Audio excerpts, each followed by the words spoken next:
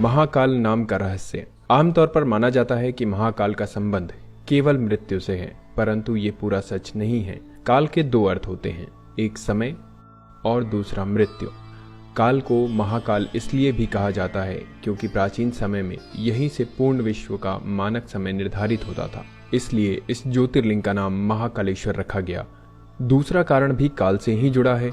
दरअसल महाकाल का शिवलिंग तब प्रकट हुआ जब महादेव को एक राक्षस दूषण का अंत करना था। भगवान शिव उस राक्षस का काल बनकर आए, जिनके बाद अवंती नगरी, जिसे अब उज्जैन के नाम से जाना जाता है, वहां के वासियों के आग्रह पर महाकाल वहीं उपस्थित हो गए। ये समय यानी काल के अंत तक यहीं रहेंगे, इसलिए भी इन्हें महाकाल कहा जाता है।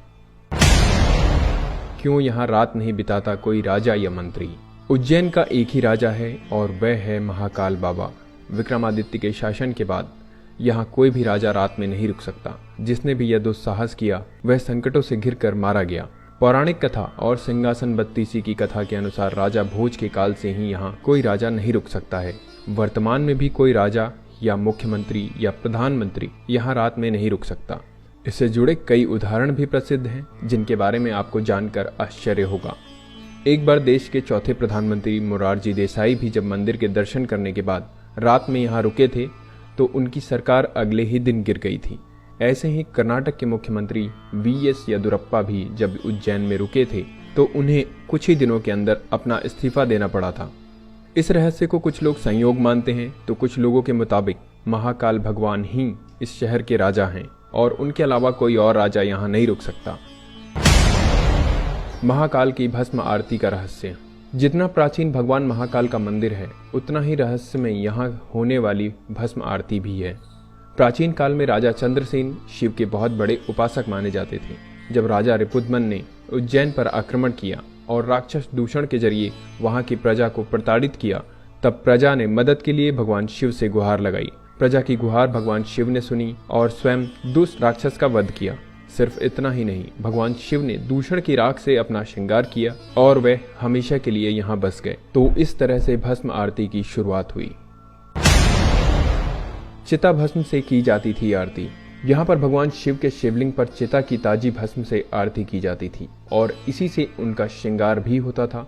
एक कथित कथा के अनुसार प्राचीन काल में प्रतिदिन एक मुर्दे की राख से भस्म आरती की जाती थी, परंतु एक बार उज्जैन के शमशान में कोई भी शव नहीं मिलने के कारण उस समय के पुजारी ने अपने ही पुत्र की बलि देकर उसकी चिता की राख से भस्म आरती की, जिससे भगवान महाकालेश्वर अत्यधिक प्रसन्न हुए। उन्होंने उस पुजारी के पुत्र को जीवन दान देते हुए कहा, आज से उनकी आरती कपिला गाय के गोबर से बने कंडों से की जाए। और तब से आज तक यहाँ कपिला गाय के गोबर के कंडे शमी, पीपल, प्लाश, बड़, अमलतास और बेर की लकड़ियों को जलाकर तैयार किए गए भस्म से उनकी नियमित रूप से आरती की जाती है। रहस्यमय श्री नागचंदेश्वर मंदिर। महाकालेश्वर मंदिर के बारे में तो आप सभी जानते ही होंगे, लेकिन आप में से शायद ही कोई ऐसा व्यक्ति होगा जो श्री नागचंदेश्वर मंदिर को पहचानता हो। वर्तमान में जो महाकालेश्वर ज्योतिर्लिंग है वह 3 खंडों में विभाजित है। निचले खंड में महाकालेश्वर, मध्य खंड में ओमकारेश्वर तथा ऊपरी खंड में श्री नागचंदेश्वर मंदिर स्थित है। इस मंदिर में नागराज तक्षक की प्रतिमा के ऊपर भगवान शिव पूरे परिवार सहित विराजमान हैं। आपको यह बात जानकर हैरानी होगी कि इस मंदिर के द्वार वर्ष में केवल एक बार खोले जाते हैं। आप केवल नाग पंचमी के दिन ही इसके दर्शन कर सकते हैं। दक्षिणमुखी शिवलिंग। इस समय पूरे संसार के सभी शिव मंदिरों के स्थापित शिवलिंग और अन्य ज्योतिर्लिंग की जलाधारी उत्तर दिशा की ओर है, किंतु महाकालेश्वर ही एक ऐसा ज्योतिर्लिंग है जिसकी जलाधारी दक्षिण दिशा की ओर है, इसलिए इन्हें दक्षिण मुख्य महाकाल के नाम से भी जाना जाता है। स्वयंभू ज्योतिर्लिंग।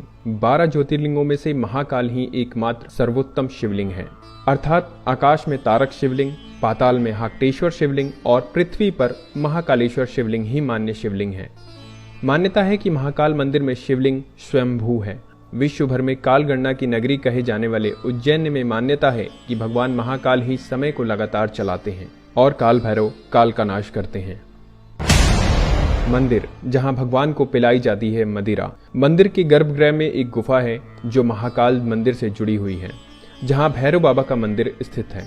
काल भैरव का मंदिर देश का ही नहीं बल्कि दुनिया का एकमात्र ऐसा मंदिर है जहां भगवान को मदिरा पिलाई जाती है, जहां पूरी दुनिया में मंदिरों के आसपास से शराब आदि की दुकानें हटा दी जाती हैं, वहीं दूसरी ओर महाकाल के मंदिर परिसर से लेकर इसके रास्ते तक में बहुत सारी शराब की दुकानें लगवाई गई हैं। यहाँ प्रसाद बेचने वाले भी शराब अपने पास रखते हैं।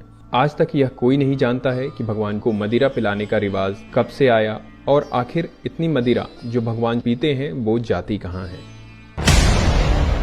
जूना महाकाल। मुगल काल में इस शिवलिंग को नष्ट करने की कोशिश करी गई, जिसके कारण पुजारियों ने उसे छुपा दिया और इसकी जगह दूसरा शिवलिंग रखकर उसकी पूजा करने लगे। बाद में उन्होंने उस शिवलिंग को वही महाकाल के प्रांगण में अन्य जगह स्थापित कर दिया, जिसे आज जूना महाकाल कहा जाता है। हालांकि कुछ लोगों के अनुसार असली शिवलिंग को क्षीण होने से बचाने के लिए ऐसा किया गया था। रहस्यमय भक्त। वैसे तो मंदिरों में रोजाना चमत्कार होते हैं, लेकिन सभी चमत्कार आम लोगों तक नहीं पहुंच पाते हैं।